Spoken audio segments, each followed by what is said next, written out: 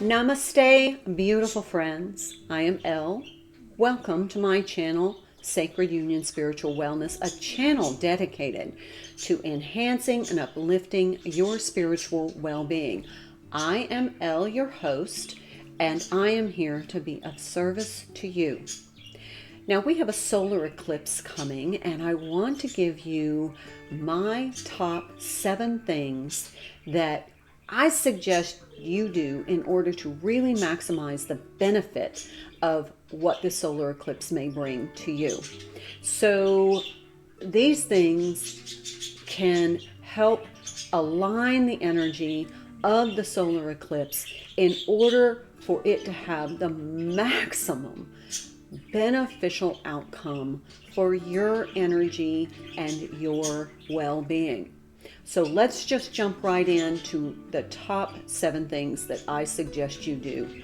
So let's start with number 1. So this is really the most important, and part of the reason solar eclipse help our energy is to help release old energies. Now, oftentimes when we have full moon eclipses, full moon are about releasing energy. With solar eclipse, with that solar being eclipsed moon, it kind of gives that pause point of a transition, so that when we come out on the other side, then there's been a clearing energy. So it's like a transitional energy, and what we want to do is release things before the eclipse in order to, as we experience the eclipse and go through that transition, on the other side of the eclipse, we have a new uplifted energy. So what do I mean, release old energies or items? This could be anything that's broke, anything that doesn't jive with your vibe.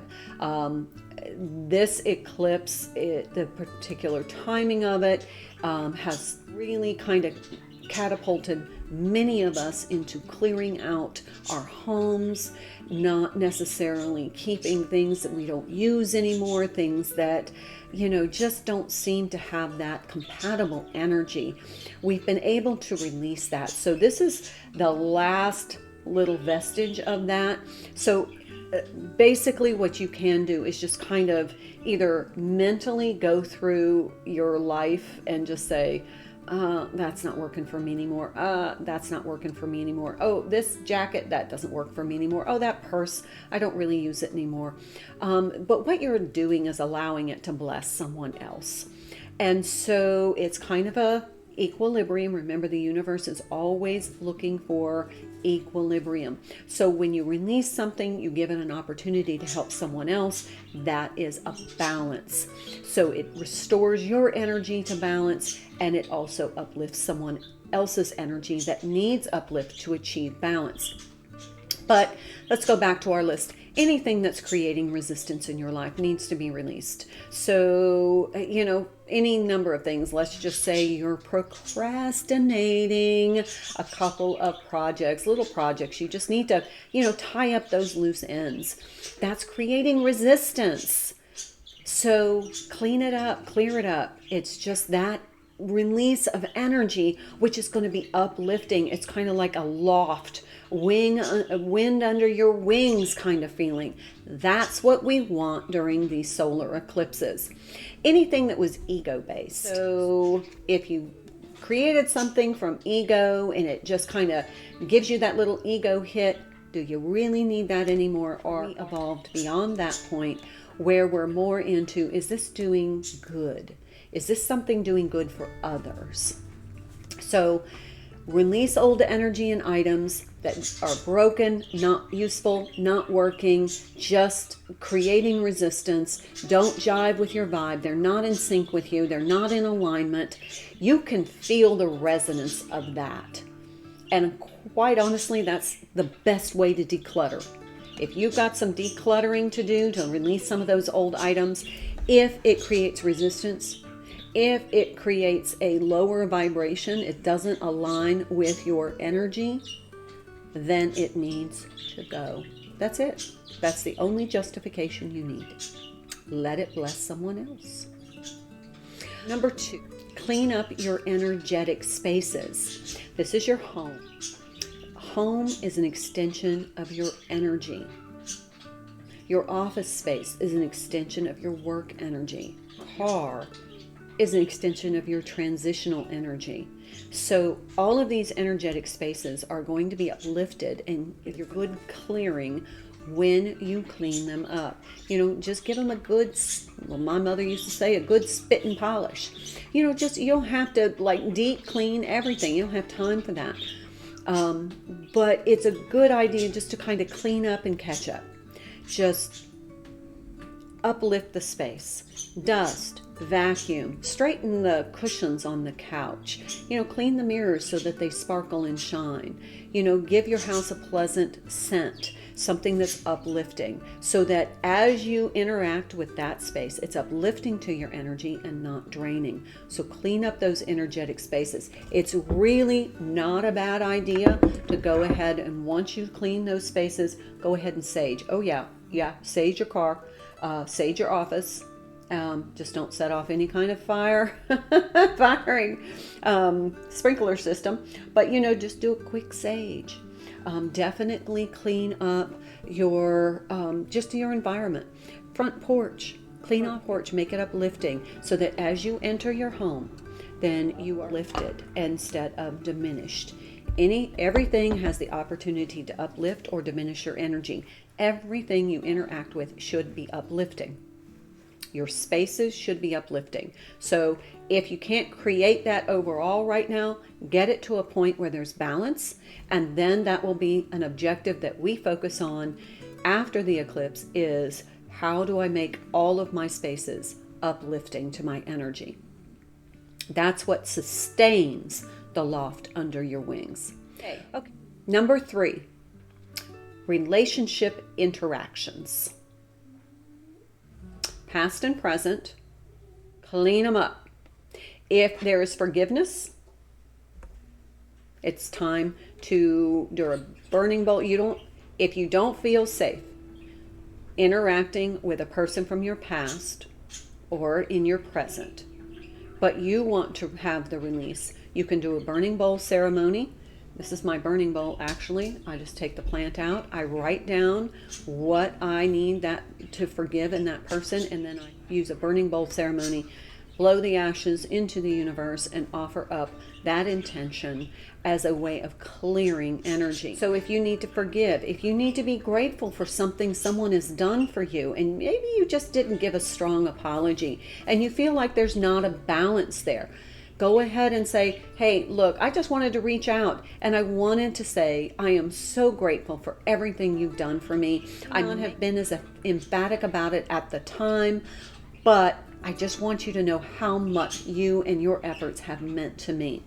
Release any kind of resentment. There are no justifiable resentments for these interactions. So if you've had an argument with someone, or a relationship ended and it wasn't exactly the most pleasant of terms, just go ahead, forgive, be grateful, and release. All right, let's move on to number 4. This is all about your physical being. Your physical well-being has a lot to do with your spiritual. Okay, so let's talk about how do we clean up our physical well-being. Our physical being. Well, number 1, detox through food. If you're eating a bunch of food with added chemicals, you're just toxifying your body, which just brings your vibration down. So you can do like a little detox. You can do a cleanse, herb tea cleanse. You can do a water cleanse. You can do whatever you need to do to detox. Please check with your healthcare provider before you do any kind of extreme. But if you want to do a salt water cleanse in the bath, like, take a bath in salt water to help kind of detox your body, you can drink. I like to drink filtered water or purified water. Eat clean, particularly during an eclipse. Eat clean. So this is like whole foods. Try to go organic if you can. Not everybody can because it's not available or it's not affordable. That's okay. Do the best you can. Your intention is really powerful at this point too. So try to eat clean foods. If you need help with that, Google clean food eating. You're going to find lots and lots of information. But really, if you just wanted to do vegetables and fruits that absorb light. And I'm not talking root vegetables, although those are perfectly okay if you want, but I'm talking about light vegetables, like things that grow above the ground. So that helps to do some cleansing as well.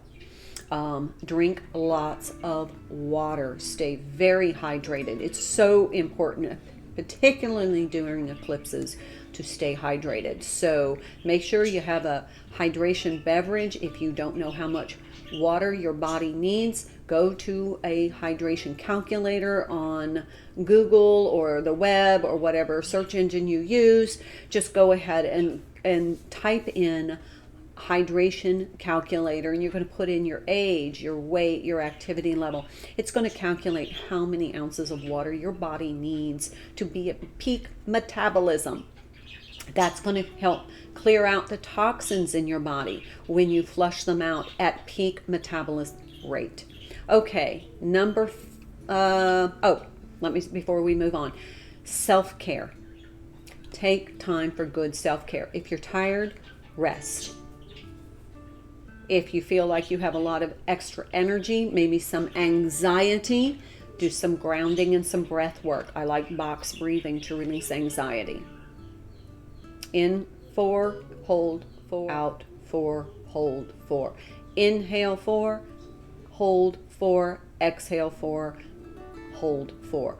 That brings you back to balance, helps to balance the oxygen and carbon dioxide in your system, helps to relieve anxiety. You can also do some earthing, go out and release some of that energy back into Mother Earth with gratitude that she's willing to accept it from you. You can also go, touch a tree, hug a tree. Why do you think tree huggers are always such uplifted people? Because that tree will take some of that extra energy from you and balance it back into the earth to help you stabilize and come into equilibrium. Also, good self-care routines. Make sure that you are taking care of your physical well-being. That is your skin, your hair, your nails, your teeth, your eyes. Just make sure that all the things that you do every day, exercising, walking, being out in this nature to balance that energy, a little bit of sun, whatever you can do in these little minutes during the day to help uplift your health and well-being. Self-care is health care. Let me say that again. Self-care is health care. Number 5. This is really, really important. Remove lower frequency consumables. What do I mean? What do you consume that is lower frequency? News networks, mainstream media, sensationalizing negative things going on in the world, social media, movies, books, anything that is consumable, that your mind is engaged in. If it is lower vibration during this pre-eclipse, eclipse, and post-eclipse energy, knock it off. Why? Because you are programming intention. Take this back. They are programming intention. You need to be focused on your own intention and not under the influence of else's intention agenda. So, go on a detox from your consumables. Again, the food you consume needs to be higher vibrational food, lighter food, healthier food, not toxic food that lowers your vibration, that makes you more susceptible to this manipulation of your intention. Okay, number 6. Prepare and practice openness or receptiveness. Of us have become like pretty closed off, that even when someone offers to lend us a hand, we say, oh no, that's okay. A lot of times we have gotten to where we have become so self-sufficient in survival mode that we then kind of don't open ourselves up to being receptive. Now, if you're not in receptive energy, you're in active energy. And if you're in active action energy, you're not in receptive energy. Remember, it's all about balance, equilibrium. The universe likes equilibrium and is striving to achieve equilibrium in all things. So even within you, there is going to be a struggle to get into that equilibrium. So if you are in active mode, you're not in equilibrium. There needs to be a give and take, an action reception mode to create an energetic flow within you. Otherwise, energy may be going out, but nothing's coming in because you're not in receptive mode. Therefore, it's just going out, and sooner or later, you will feel drained and almost extinguished. But if you're in receptive mode, where there's an equal give and take in partnerships, relationships, and in your daily dynamics of how you approach your to-do list or do during the day, you have times where I'm going to be very engaged in getting things done, but I'm also going to take time to rest and intake energy, refuel myself, do a water meditation and rehydrate. So that's how I can care for my body and maintain that equilibrium. But also in relationships, you want to make sure that there's action and reception so that that relation balanced. So if you're the doer all the time, sooner or later, you're going to build up resentment, and that relationship will sure because it's not balanced, and therefore it's not healthy or supportive. So what you want to do is make sure your relationships are giving and receiving. Without that balance, it's not a relationship because there's no relating. It's someone receiving and someone giving, but there isn't a relationship. There's a servicehood. So you want relationships to be in balance. But you have to be open to that. You have to be open to receiving. And a lot of times, because we get into survival mode, we don't want to receive because we don't want to be dependent. We don't want to seem vulnerable. That doesn't create healthy relationships. It needs to be a give and take. And it doesn't always have to be equal, but it has to average out equal. Okay? Number 7. This is a great segue from survivalship into creative. From being in survival status to creative energy. So instead of getting into that energy of it's all about survival, I'm just going to do what has to be done, and I'm going to get everything done that needs to be done, and I'm going to take care of business. Get into more energy of where I'm going to create an experience. I'm going to create this manifestation. I'm going to create an extension of my energy. I'm going to create a home that feels in equilibrium with my energy. I'm going to create relationships that are equal in give and take and balanced. I'm going to create an experience that uplifts my physical well-being through this meal that I am preparing. Do you see the difference? When you're in that creative energy, you are co-creating from a place of alignment, and you're not surviving out of ego.